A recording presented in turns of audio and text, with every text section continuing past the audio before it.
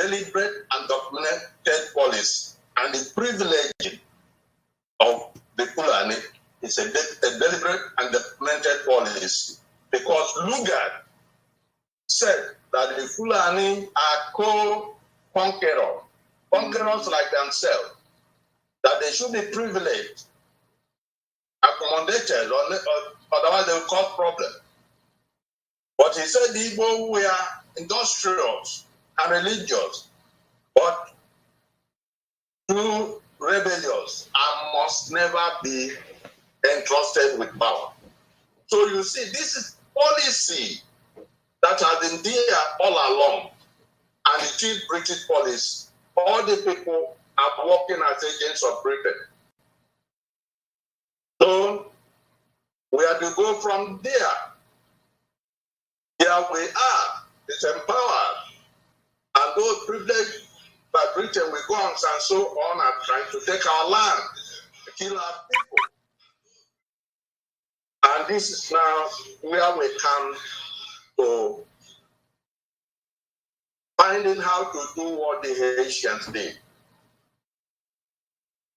What the Haitians did was to study the enemy very well, study themselves very well. Although they came from different African tribes, they resolved that for coherence, also Igbo, that everybody will have to assume Igbo identity and work by the Igbo war. Documented in YouTube, you see some to that and so on. It's not secret. So we must understand who we are, because part of the crisis we have in Igboland today is leadership by people who don't understand Igbo culture at all. Sometimes, due to the accident of birth, most people born in the cities that know nothing about Igbo culture. Nobody can lead their people, they can't understand their worldview. And I'm giving you an example. Look at Zik. Look at Ojukwu. They were raised around the world. They did the best they could. But let us compare them to Akanibia, Michael Okpara, Sam Bakwe, who were bred out in the Igbo villages. The difference is very clear. We need to understand that and make effort to deal with the issue of leadership and look for those who understand the Igbo to guide us, if not to be in trouble. And that's the way it is around the world. It's not an Igbo problem alone. To lead the people, one must understand their worldview, their nuances, and so on. Then we find out that we are not alone in this. It's actually alienated people like you, and aliens like the Fulani that the British work with.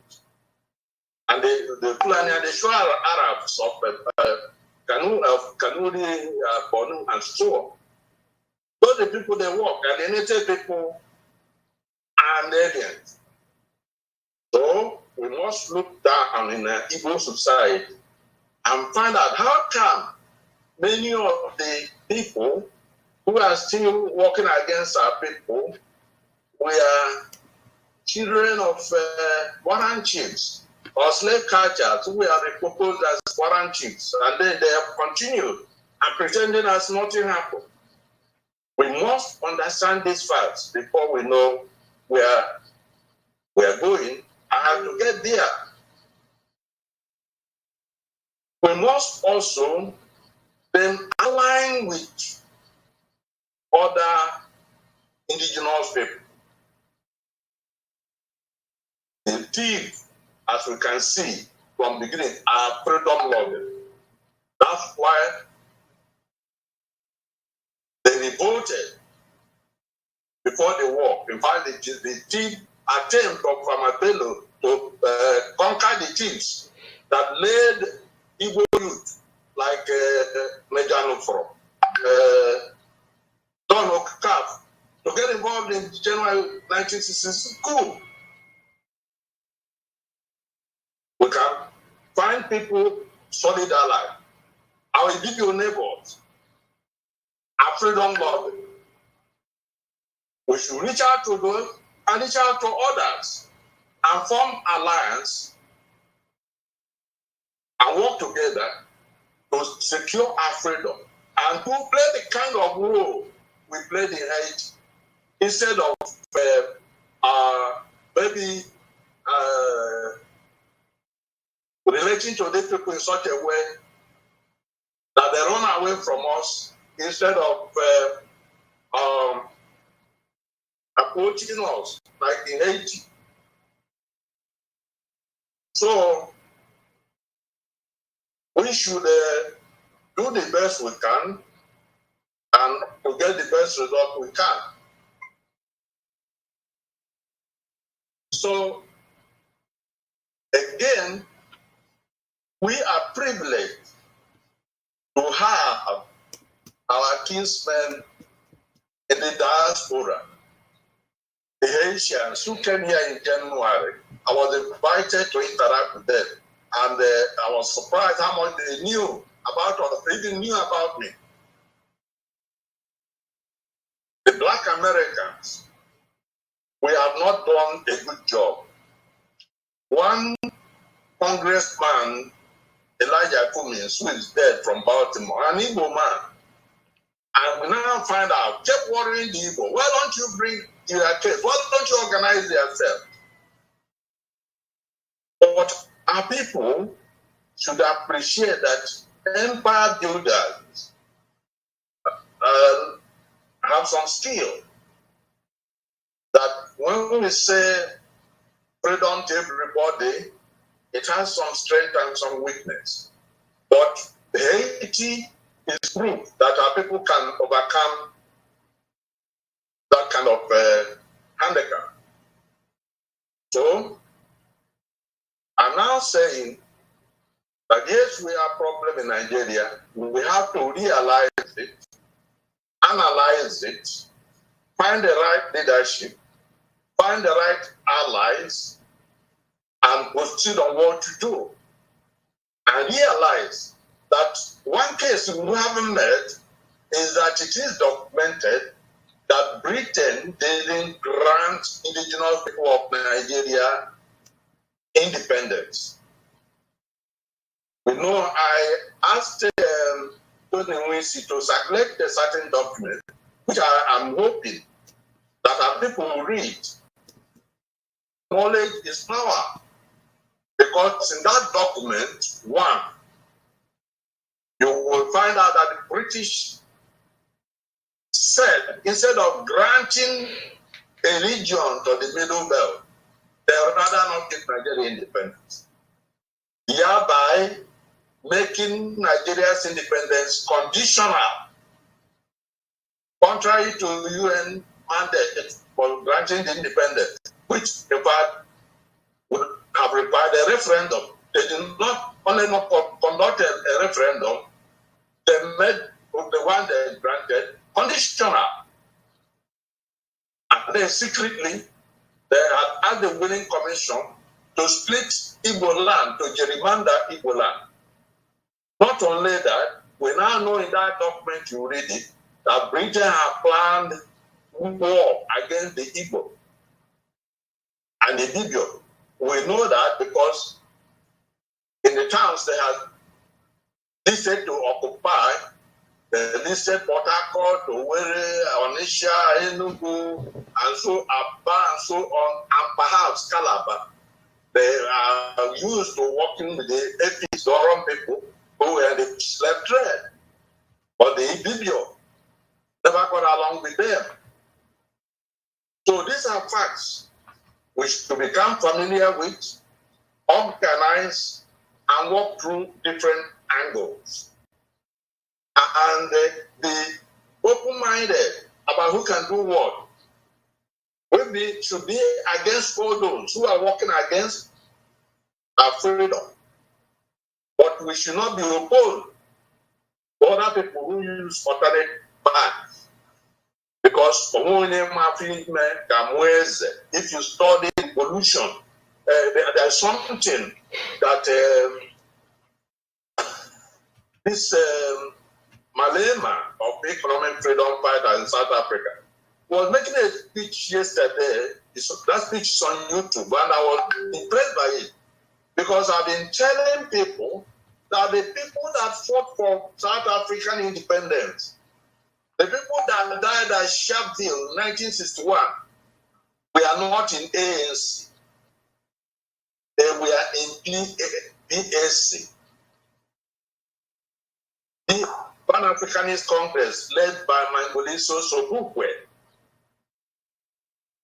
But because the imperialists, the apartheid people thought Sobukwe was too radical, they were willing to deal with Mandela. That's what happened. They tried to kill, they killed Chris Hanna in the Communist Party, destroyed, killed a lot of people in PAC. But ANC, they thought was reasonable, accommodating. They dealt with it.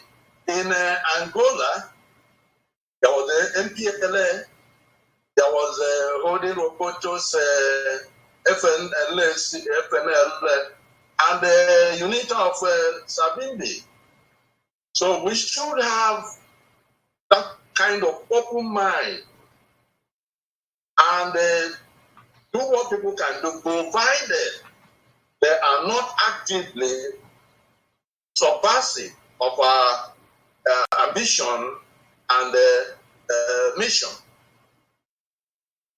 So we should collaborate with the Igbo at home, in the diaspora, other indigenous people of Nigeria to secure our freedom. Because the British will never allow us to be free, because they see us as the leader of African liberation. Thank you very much. Thank you, Professor. Thank you so much for that wonderful presentation. We do appreciate you once again. So in summary, what he's saying is that he gave us some summary of the ancient way of Igbo, which is over 100 years. The Igbo world construct shared with all Igbos, both home and abroad. He also gave us some strategies against Igbo, and he gave us some examples.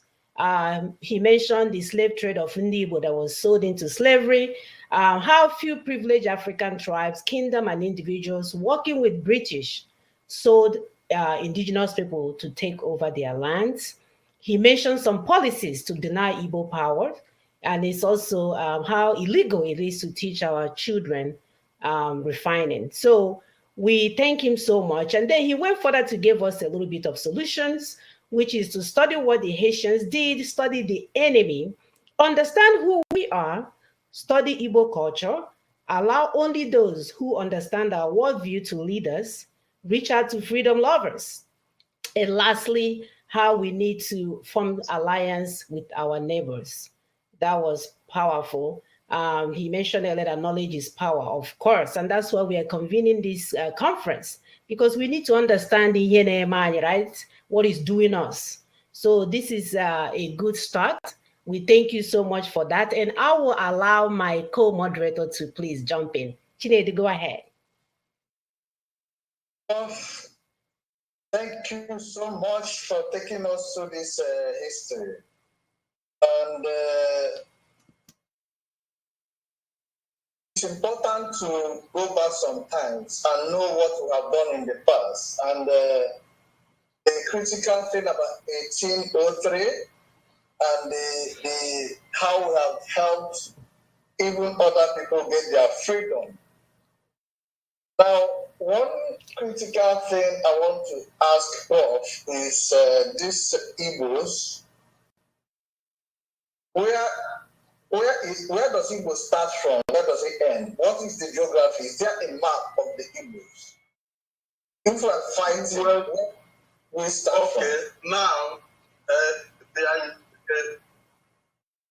actually a group of African Americans in the 1980s and so on, who were trying to search for their roots, led by one Jacob Caruthers, although he changed his name to a different thing, but you can find this Jacob Caruthers, C-A-R-U-T-H-E-R-O-S.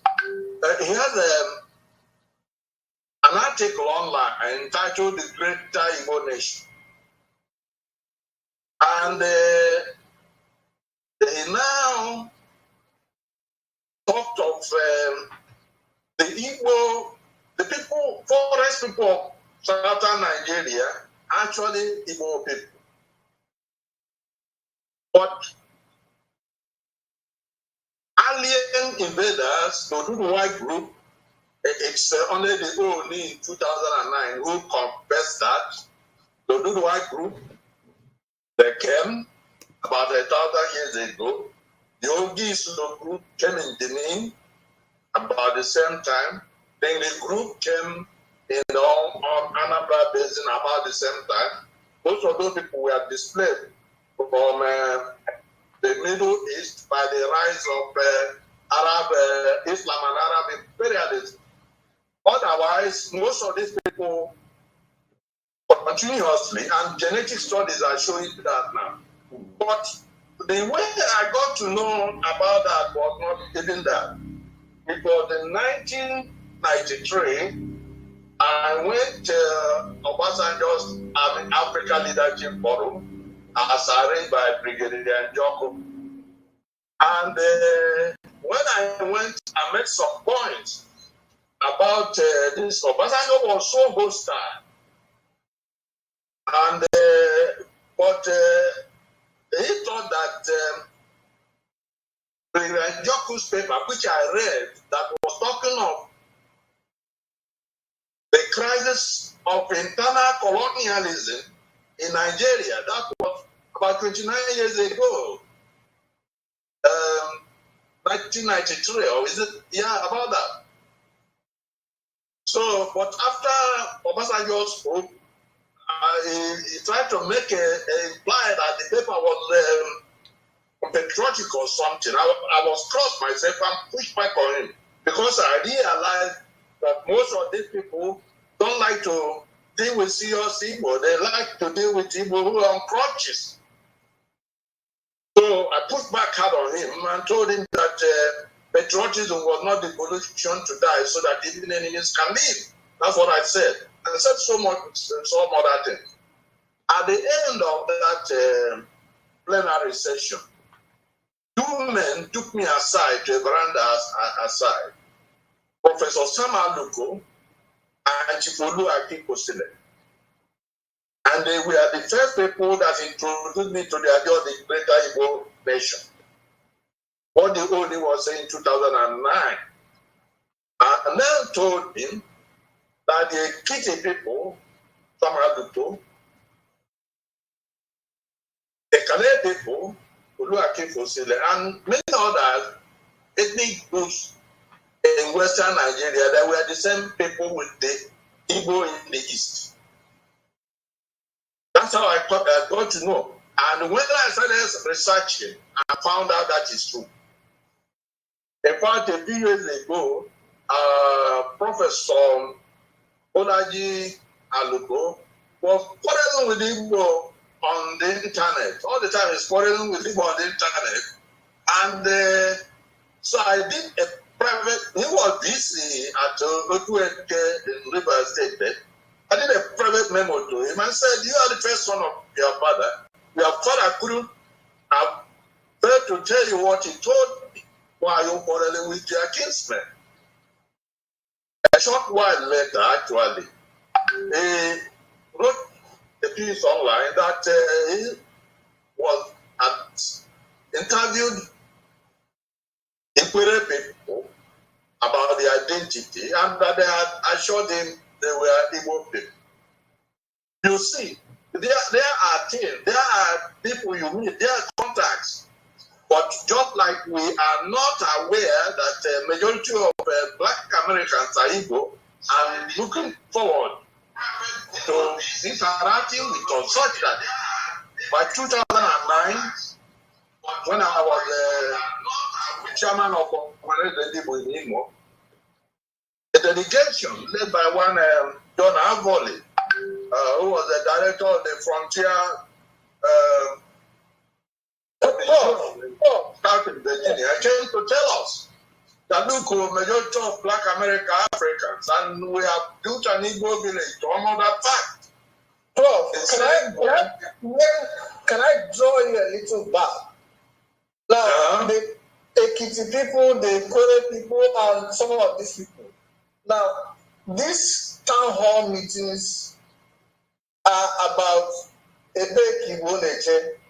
Now, if we're doing a map for this purpose, assuming we are going the self-determination side or sovereignty side, are we going to draw it based on your description? Or what will you think a geography for this Igbo? What that means is that just like there are Yoruba now, which is not a true description of everyone in the West, there is a concept of Igbo that exists now. And what we have to do is to keep in mind that there are people we can actually reach out to. Like when the owner of the says they are Igbo at Ife, if we are looking for who to lobby and get a common position, what we can't ignore them. But meanwhile, practically, we have to start from home. We have to start from home. We have to have a base. Yes. But practically, we have to deal with the Igbo now in the East and the West. Well, Aladinmma Igbo. But then actually, you also find out that it's difficult to draw rigid lines. It has to be dynamic. For instance, what do we do with Igbo in Opobo or Bonny? They attend on a meeting, I see them there. We should scale our relationships, and when at a given stage, we know who to bring it. But fundamentally, Aladinmma, for instance, is as it is now defined for the people of Eastern Nigeria. Well, Eastern Nigeria is also relative. Are we talking about which Eastern Nigeria? Southeast, as is called by Nigeria, or the greater, you use the greater Igbo nation, the greater Eastern Nigeria, which, for example, I don't know if you have seen the 1865 map.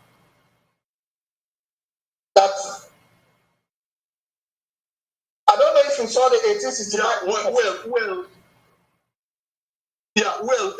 anything that tends to acknowledge the British scheme to alienate the Igbo in rivers, and not Aladinmma from the Igbo in the just divide and rule tactics, or the Igbo in the middle belt, who are contiguous with this, we should disregard and organize ourselves. It depends on now how we want to organize ourselves. When we have organization on the ground, we should reach for the Igbo in Benue. We should reach for the willing Igbo in rivers, not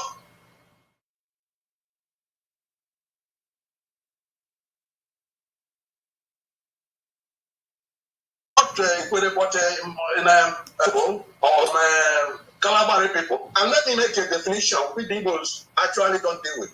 Many Igbo don't know that there's a distinction between a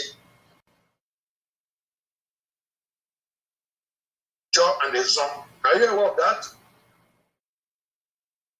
Sorry, say that again. Are you aware that there's a distinction between a job and a zone? Well, I'm not aware of that. Distinction between a John and a John. I'm not aware of that. Okay, there's such a distinction. The Zon people are the marine nomads who live from the Congo River, more or less, to Syria alone, and are found in Nigeria mostly in southern Bayelsa. They call southern Ejo. There are Izon, IZON. Most of these other people in River State are Ejo, but they are not Izon. They are mostly Igbo stock. And it has practical consequences. It's important for us to know this, because when River State was to be split, people wanted a riverine upland split that will give a Degema division before and Brass division to the Ejo, but the Ejo in the River State who are not Ejo refused to do that. They preferred to remain in River State than join Bayelsa, because they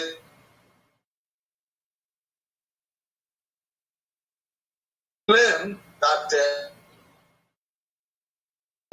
the Zon people normally ask, talk of this very often, and it's serious. Unless one is on the ground, they will not know. But this is the kind of thing we should not too much emphasize, but should be aware of. Because many of these people who are not in Zon are Igbo. Prof, I want to ask another question. Now, in trying to achieve all that you've said, including alliances with other indigenous groups, including, for example, you mentioned the refining of petroleum products, including, for example, you're managing electricity while you're doing this presentation. The Constitution has 68 items in its exclusive list. Now, there are so many other things contained in the Nigerian Constitution, which will make it difficult to achieve some of the solutions you have proposed. What do we do about this Constitution to get it over? Because if we have the Constitution, then we would have achieved most of the things that we needed to do. Okay. The 1999 ordinance that was drawn up by the alienated and aliens, in this case, Obasanjo from 1979, when he put the Latifudia decree, then the Fulani, through this constitution, at the expense of indigenous people, and there was no referendum and so on. You've had Chief Nwodo talk of how Obasanjo didn't even know of a constitution when he was forming. So I think we have to acknowledge the illegitimacy of that constitution. I think most people have said that, man. But to pragmatically accept that it's a provisional document to make sure we don't have a breakdown of law and order, even when it has broken down anyway. So we must insist on an autonomous constitution, a constitution that is based on African customary law, on the laws of nature and the laws of God. This Roman latifundial constitution was designed to enslave us forever. And we cannot accept. For instance, we are talking of the law against refining petroleum. Well, in order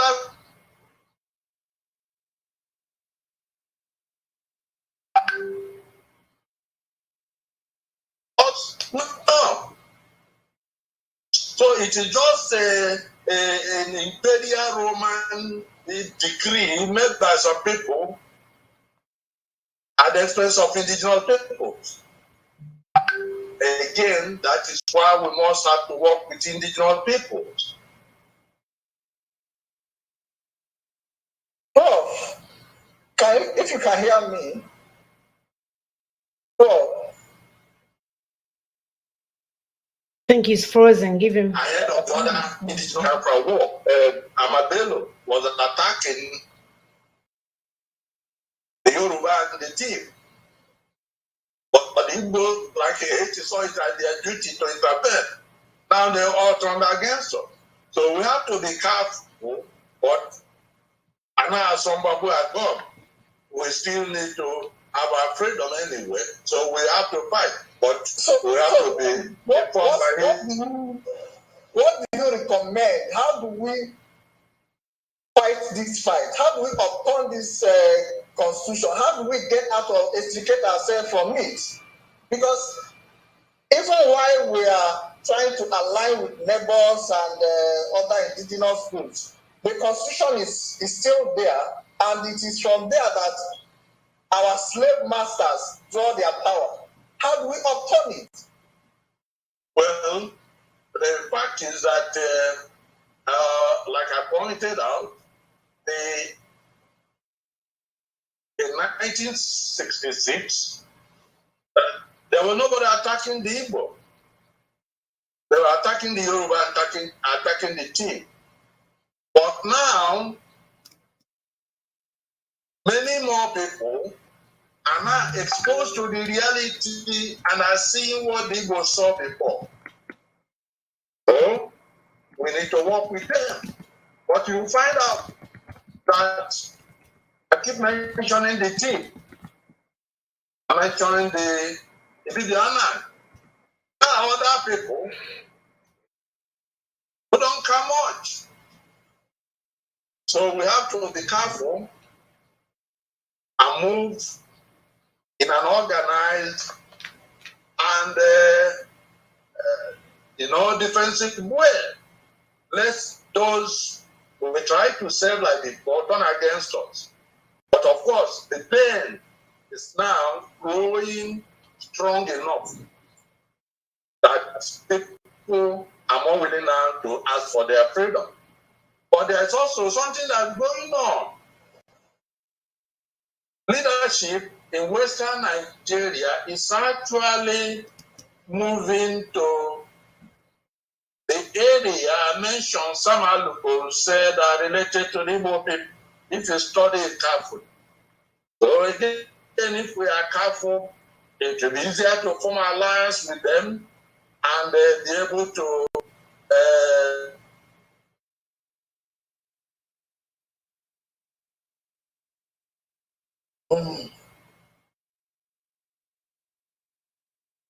Right. so that we have people who understand themselves and understand others. Because the enemy is not local. It's not the local hyena. It is the big foreign lion.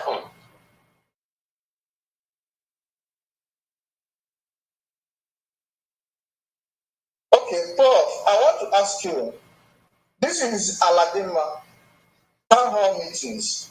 The Igbos have gathered to talk. You were part of the inner workings of Ohaneze, and Ohaneze is a major part of the Igbo advocacy, Igbo society is supposed to be an umbrella. What did Ohaneze do? Knowing what the 1999 Constitution is, knowing the evil content in it, what did Ohaneze do? What are they doing? What are they recommending to try and get us upon the 1999 Constitution? Well, you know, Ohanaeze is in crisis now. And that crisis resulted from alienation from the Igbo masses. I ran for President General and I campaigned on that issue. So, get an Ohanaeze that would be based in the Igbo community and Igbo soul, and not an organization of Umukwota, those who hardly know anything about Igbo culture. But of course, the governors intervened and thought they could manage it. It failed. And as it stands now, we don't have a functional Ohanaeze because they are not able to call a meeting. So it is part of the crisis we've had. But you also know that that kind of problem arises because those who have guns to control our resources are also using the opportunity to pick those from amongst us who they can manipulate and control. And but things, as we see, are getting too hot for everybody. So things will change. They haven't changed, but in fact, we're in the process of change. Because for the first time, people are saying, Ohanaeze, you can't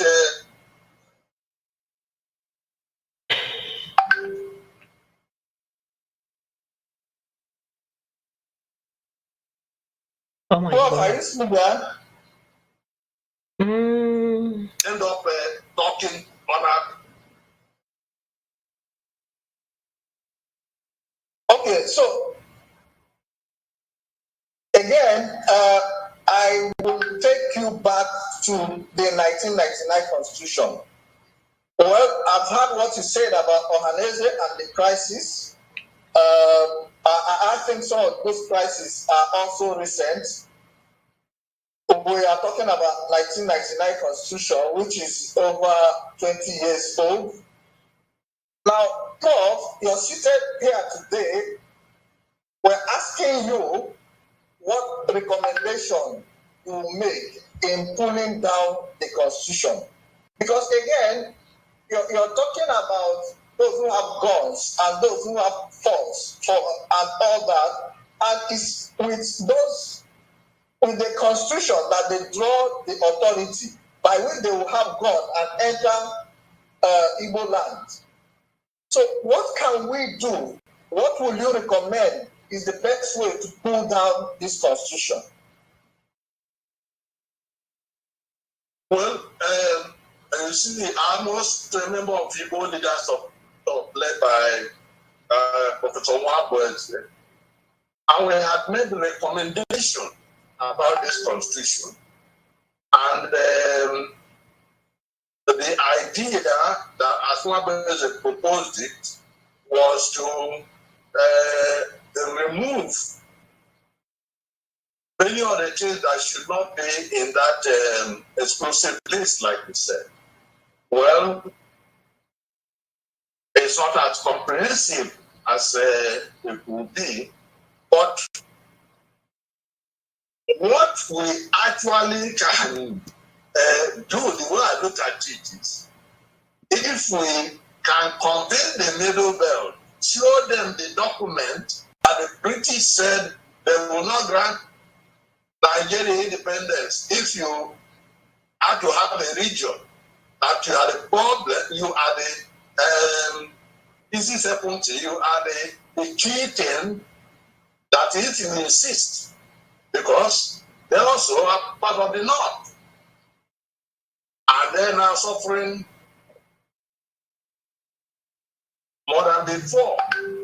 So if we convince them, because the issue is not the Igbo. The Igbo will want change, because you see, those in Igboland who are working for aliens and alienated groups are actually marginal. How Igboland works, they can be pushed aside overnight.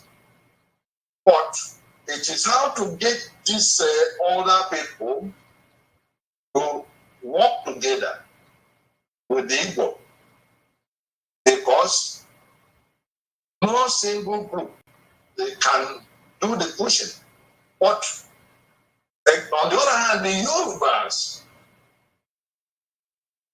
are quite strategically placed. They are part of the quote unquote the Northeasternists. So one way, unfortunately, the original arrangement with the Ninas and the Akitoya and so on got kind of disrupted. But he didn't want to lead. We are aligned with them.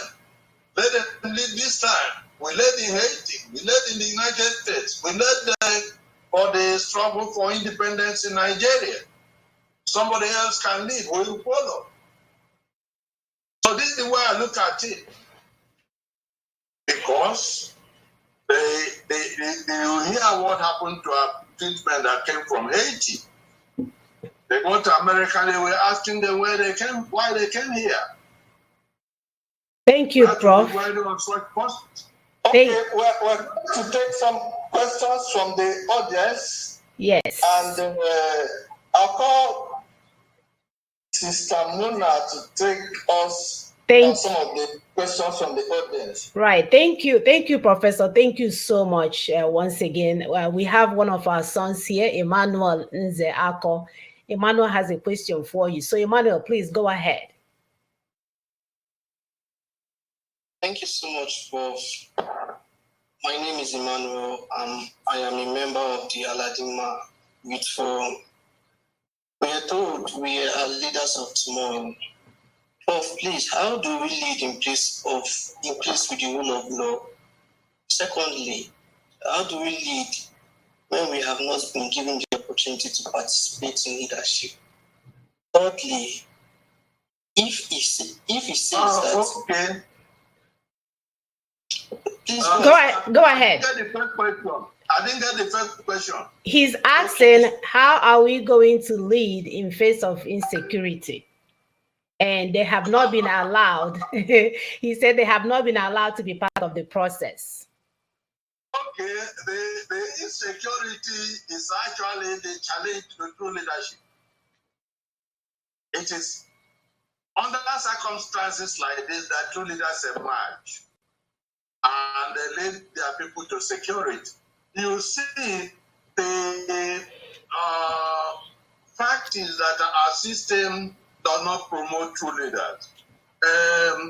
Sometimes I wonder where the prefects are. Most of those who were in secondary school and with the prefects, school prefects, house prefects, and so on, and leaders, and they were selected on the basis of attributes that make true leaders. But unfortunately, in Nigeria now, people like that are not encouraged to lead. True leaders would want to solve problems, and then they begin to read literature about leadership and watch others lead. In fact, true natural leaders just emerge by solving problems that confront them. To be allowed to lead means you don't know what the problem is. When somebody has to direct you to what to do, you are not a leader. You are a follower. If you are a leader, you will lead. And actually, sometimes I wonder when some of our youth say certain things. Some of us were teens when we are recruited to fight in leadership positions in the Biafra War. And attributes were selected and noted. So if you're a natural leader, you get out and lead.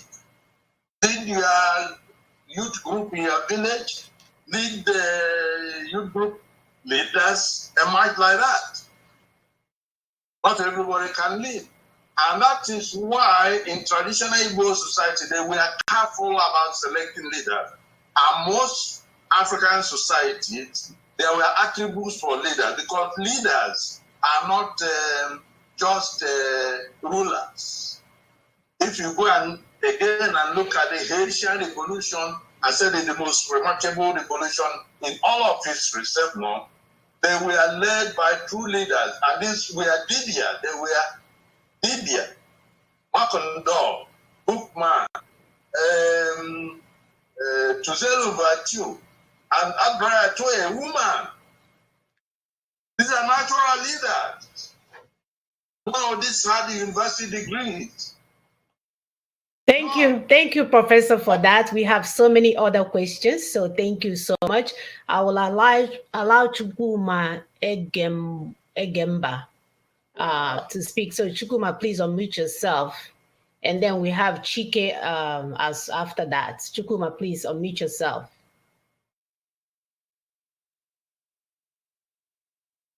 Good evening, everyone. I have Chukuma, but I don't know if I'm clear. Mine is not a question, but a comment. I have grown a little bit impatient and very uncomfortable about series of meetings, campbell meetings, and so on and so forth, all centering on the same thing.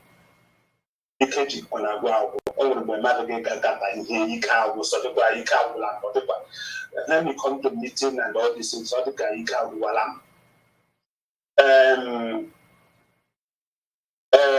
Talking about the Constitution or whatever.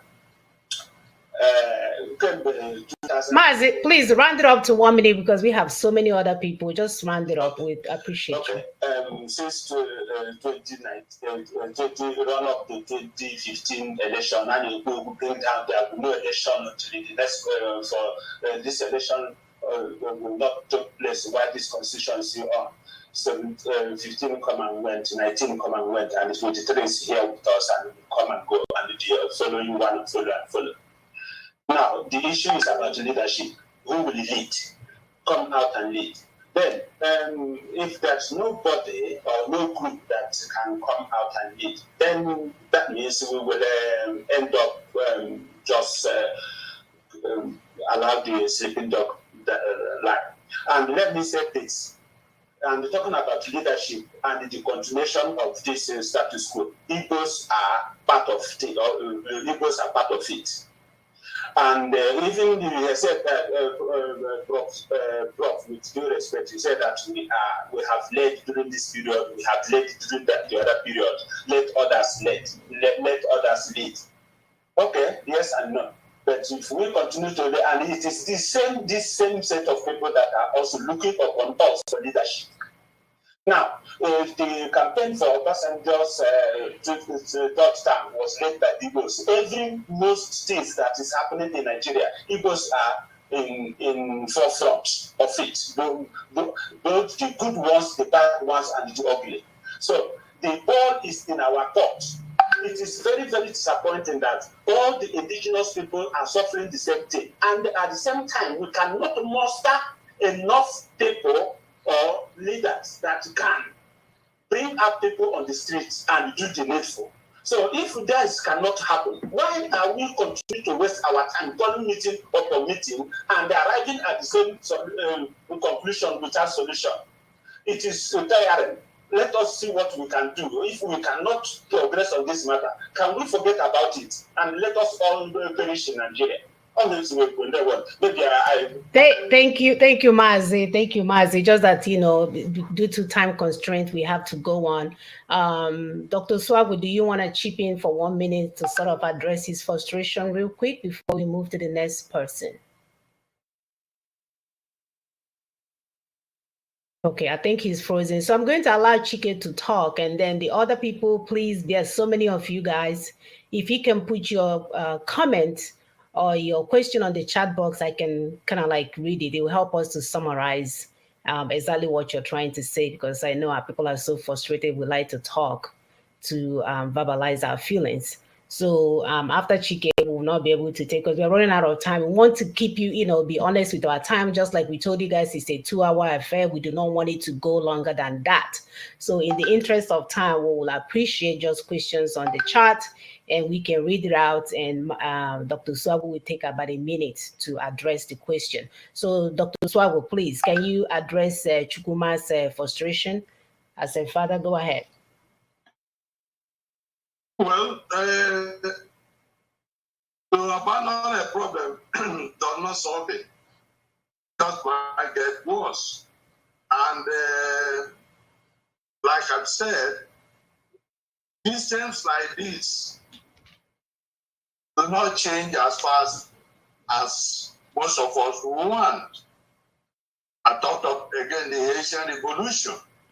The fighting for it lasted from 1791 to 1803, 12 years.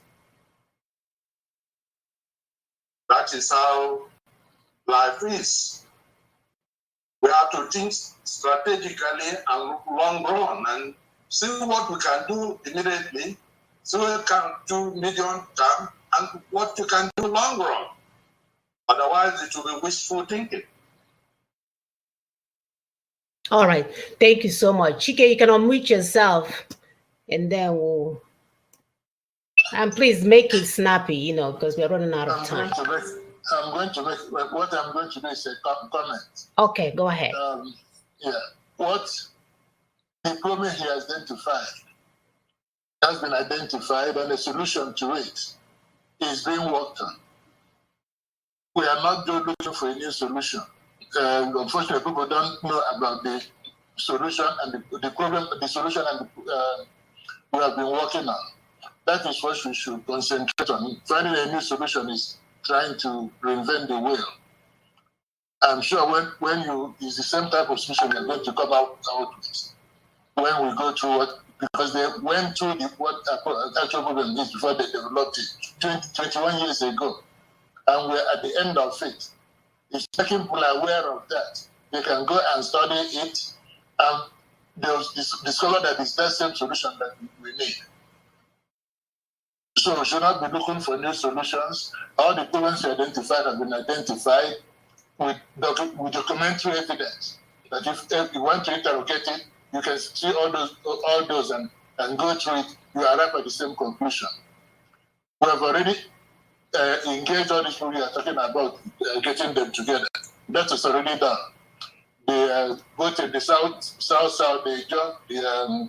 Those days were done almost 15 years ago. The Yoruba and the Middle Belt already with us, doing the same thing.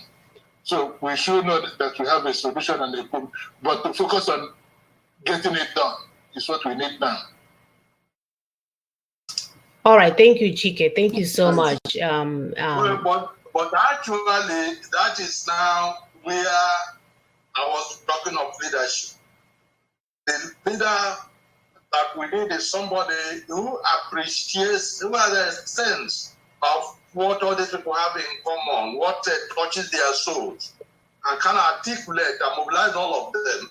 And when such a person emerges, you will find that most of the people will be in a position to see this issue that even when they were articulated long ago, they're not seeing it. Because if they were seeing it and dealing with it, the problem will be over.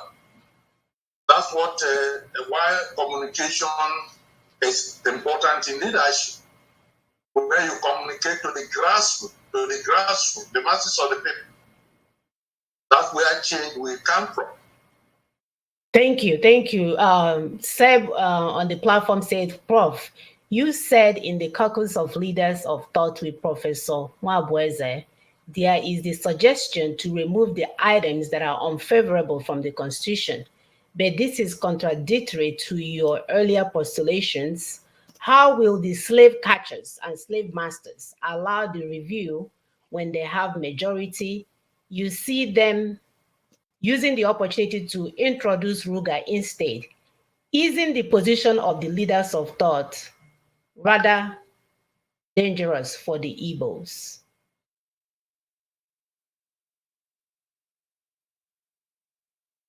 Well, Professor Nwagbo is a constitutional lawyer, and he felt at that time that proposal was made to Jonathan. If Jonathan had acted on it on time, instead of looking for another time, and that's a bad failure on leadership. If you understood that you could get certain things done in a day or two or a week or a month, it would have changed a lot. And Northern would have changed those things in their favor within a few weeks or within a few days. But that is the regime to which that proposal was made. They didn't adopt it. When he was our leader in the Igbo leaders of a constitutional lawyer, and he was thinking of take things down here, take things out there. But the issue is Igbo can't do it alone. And the other Nigerians, indigenous people, even at that, have to have a fight in a team. Even when people like Egemba was thinking that no progress, there's progress, a lot of progress. The fact that the Yoruba leadership is shifting to the Owena River Basin from the Ogun River Basin is a major development. And the fact that the team now are orienting gradually with Eastern Nigeria against orienting North is a major development. And all these little moves, when they reach a critical point, things will shift. But of course, if we get the kind of charismatic leader that can stay in a position and articulate this in such a way that all parties, all sections will see the same thing and align, then things will move very fast. Thank you. Otherwise, thank you so much. Obidi, go ahead. No, go ahead. Oh, no, Obidi is trying to speak. Go ahead. Thank you very much, everybody, and thanks for coming. And I'm here. Now, thank you so much for your history and your lectures. But I think that's a problem in all these things that we're doing. And the major problem is the older population. Because the point they all know much about all these things. Even in your time, there was nothing done. After all, after the war in Biafra, we were asked to come back, and there were agreements to rehabilitate, reconstruct, and do whatnot. It didn't happen. So what I'm saying is that it's been a long journey with all these discussions and big names and what people can do and what they cannot do, and they all failed for the past few years. What I'm asking these elders is to stay aside and support the younger folks, because you just mentioned leadership. But a young man leading this thing, the elders will come and start antagonizing it. And I think this is the major problem we have had over the years. It's always the mindset of that Civil War, World War II, and all these long stories. I think that's the problem, because if we have money, there is money, there are so many things we can do to get these things moving. Okay, I mean, the elders need to help mobilize people, even in abroad. We that are in abroad can do something, but you guys need to stay as elders and allow younger people to pull this thing while you support them with money. Because that's what we're not looking at. Thank you very much. Thank you, Brother Obidi. I have to say again that Igbo elders, by our culture, when two leaders emerge, they would support them. Look, are you really following what's going on? Igbo will follow who they consider a representative of their soul. by the time Brigadier Njoku sent me to Obasanjo in 1993, I was much younger. By the time Professor Chimbelikoku took me to Buhari, I was much younger. But they saw certain attributes. And if people don't see it in you and you are saying support you, that's what I'm saying. The young man who said, don't let us, leadership doesn't work that way. There's a problem and leaders address that problem and people support them. That's how leadership. You just said that somebody took you to somebody. No. A younger man, that's the issue. Because when you come, you tell the young boy that I a person like that talk to you is looking for a Messiah. You are looking for miracles. No, we are not looking for Messiah. We are looking for some of you to stand, to stay and help do the groundwork. And pick up somebody you think you don't know this. You don't know this. You are looking for miracles. It's not a miracle. I'm just being sincere to you because otherwise we'll continue to tell these stories of Ekwana, Eloado, and all these things that happen in different parts of the world, and we are dying. We are looking at what is happening, and we have not done anything. Okay, I mean, the elders are the problem we have. All right. Thank you, Brother Obi. The only because time-wise, we need to move on. And I would like to ask Prof one or two more questions. Prof, there are a lot of you're part of NINAS. You are aware of what NINAS is doing. You also know what the Lower Niger Congress is doing, trying to bring some of those solutions you're talking about. Our neighbors and the other ethnic nationalities, bring them together. But you have also made a lot of recommendations. And one of the questions I want to ask is, where do you place the middle point between what is happening, NINAS, LNC on one side, and the various Biafran restoration groups? Well, you see, like I've said about what really happens in real life in South Africa, even in the Black American civil rights movement. You had Malcolm X and you have Martin Luther King. And because people thought Malcolm X was too radical, they made concessions to Martin Luther King. That's how such things happen. So, but the thing is that this group should identify what they think is ideal and organize to achieve it. With NINAS, and it's like what we are talking about, Aladinmma, they need to have a ground level organization. They need to have ground level organization. And that means identify true leaders on the ground. Support them, align with them, or get organizing secretaries assigned to different Igbo states who are capable, but one needs to organize on the ground to have the kind of followership on the ground.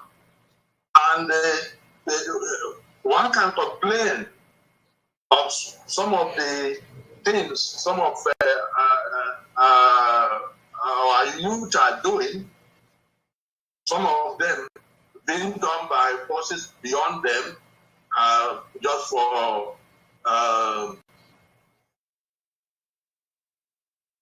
creating false flag activities for invasion. But those things are happening actually because of failure of elite leadership. That happening because we have traders at Anisha, for instance, at Aba, who are dedicated and so on, but a limit to what they can do. But the people who look at them can hear them, they can communicate to them, and they deal with them. It means that a more sophisticated group that understand the need to organize on the ground will do much better. I don't know if you read the Aladinmma episode of 2012, which articulated some of the things that can work for the Igbo man. Well, that is the problem. The Bible is there, is to get the missionaries to and teach the catechism around it. All right. Thank you for that. So it looks like the common theme or the common underlying issue today is like we are lacking authentic leadership. That's where this whole thing leads, to, as we are speaking, that has been missing all these years. No wonder we are stuck in the wilderness. We have a question from Ike. Ike, go ahead, please. Please make it snappy because we'll be stopping in the next few minutes. Okay, good evening, everybody. My question is to Prof. He made mention of the fact that on Igbo seems not to be having any value because since we cannot find any leadership from that group, it means that the youth should start looking for somebody else. Somebody who's going to unify the middle belt and all the free allies we'll be looking to work with, just to bring down the 1999 Constitution. So I'm still saying that we should start looking for somebody else since on S&D we have no value. Thank you very much, sir. Thank you. Okay.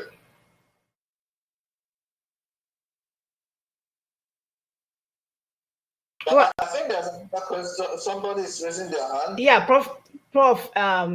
Yeah, we have a question from Udogo. Udogo, please go ahead and unmute yourself. Make it snappy. Thank you so much. Good evening, Professor. Igbos, good evening. Aladimma, good evening.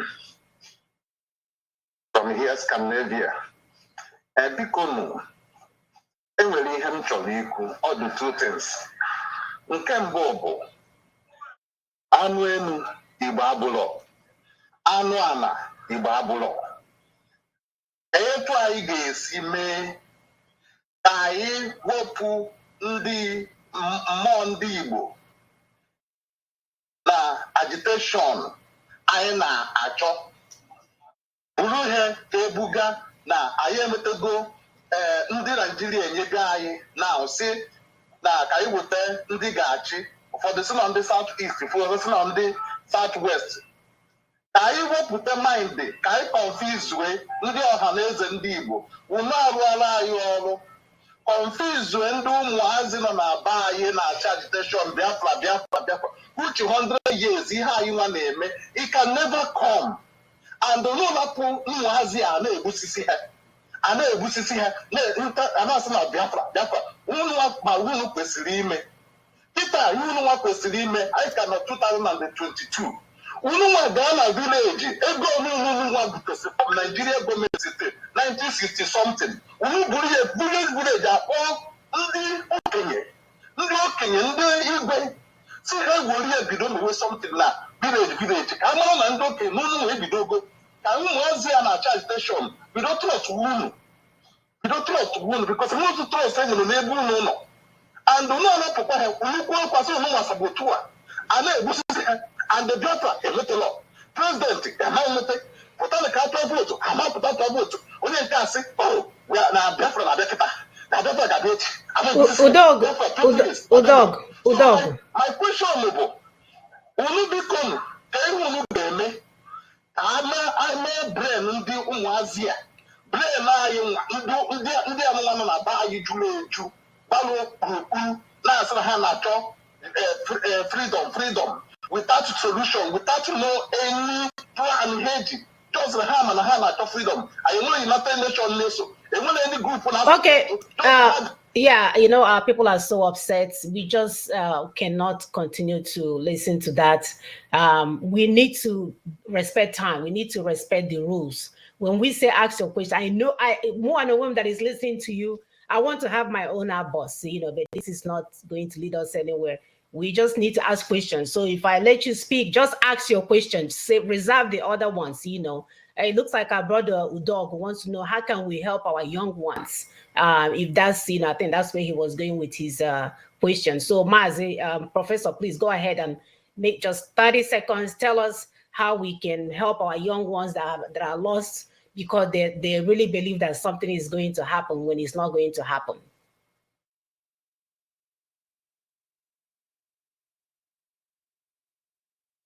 Well, the fact is that you need to understand people. And many of the young people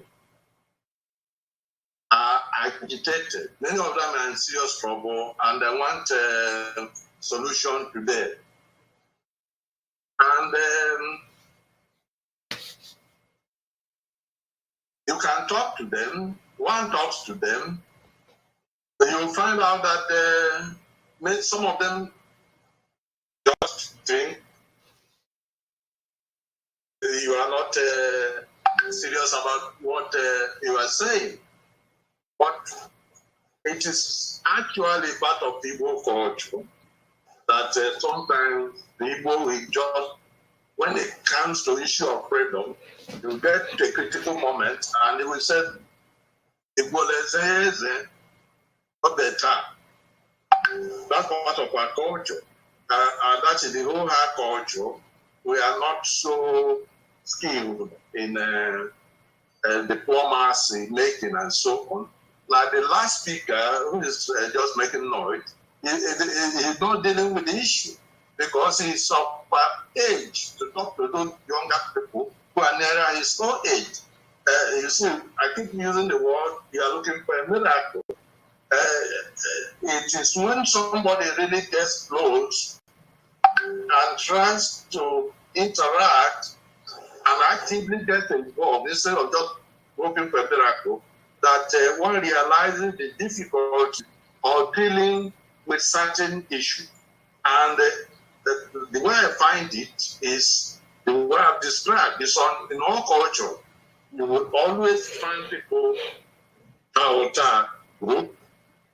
Those who will say, okay, how do you do it? Let's just maneuver this or this way. And those who will say, do nothing. It is the same as ethnic groups.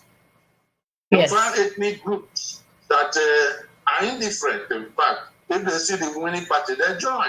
Thank you, Professor. So, yeah, we don't want to end without asking you the most important question of tonight. What will be your prescription to Igbo today as regard to the pathway to redemption? If you can please round it up in 1 minute, and then that would be awesome. Well, what I can say is, first of all, let the Igbo understand themselves. If you go anywhere in the world, only those that are clear of who they are, the Jews, the Japanese, the Chinese, who are very clear, and they are not confused whether they are this or that. They are the people that are resilient, that make progress. So let people understand who they are. Let us understand what the problem is, who is behind the problem, the nature of those people, how do we approach them? For instance, some of us have been campaigning for years that our people should stop eating the cows that lead to the killing of our people. But people will say, okay, give us another meat. Okay, but we actually get to a point when people will appreciate what they need to do. So, but let us understand what the problem is. Let us understand what can be done about it, the options, what we can do now, what we can do in the long run.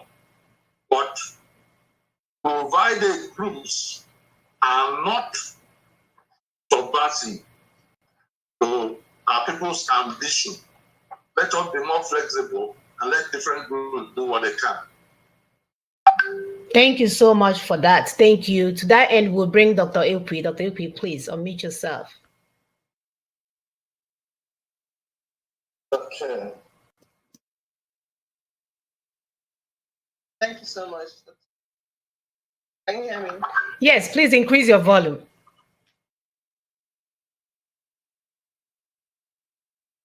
Is it better now? Yeah, go ahead. Is it better now? Yes. It's better. Okay, thank you so much.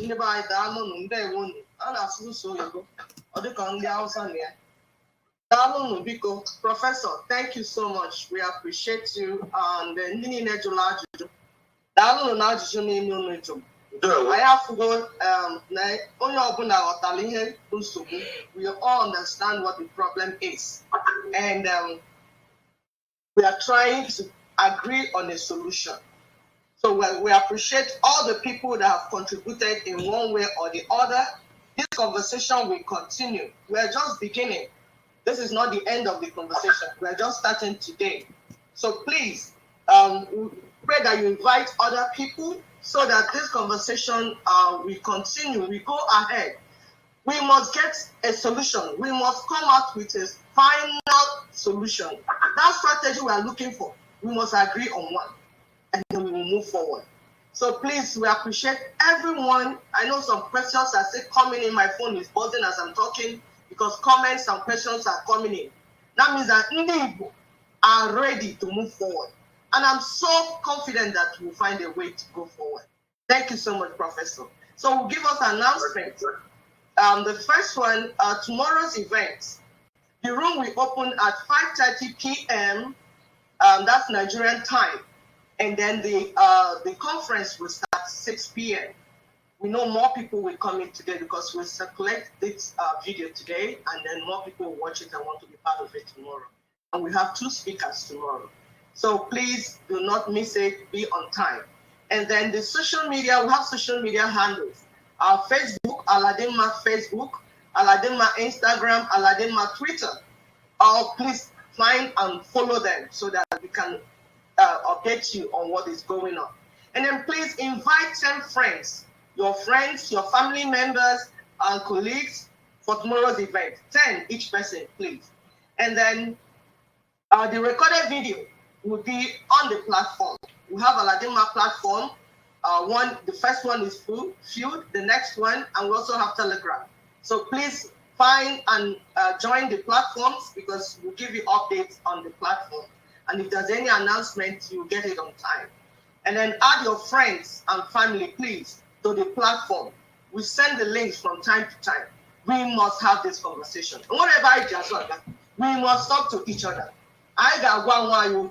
We will respectfully talk to ourselves. We will listen to ourselves. We will come together and agree on what we want to do. We will find a pathway. Please, this discussion is very important. Jump into the platforms. We are continuing to talk. And then our website is www.aladinmma.org. The spelling of this Aladinmma is ALADINMMA. So please, you will see it once you type that in. And then we thank you so much for joining. We want to close. Can I go ahead and close? Great talk? Yes, yes. Okay. So please, thank you so much, everyone. We say goodbye. Catch you phone. Call on. I got Kwechi. Ndewo.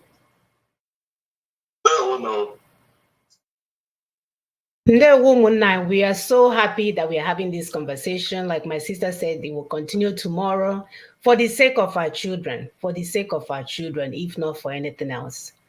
We must get it right. So we love you guys. We appreciate you. We humble ourselves before you. I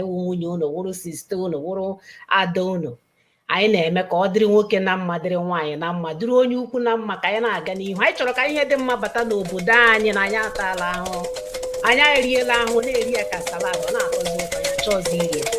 Anyị chọrọ iri cucumbers na ihe ndị ọzọ ibe anyị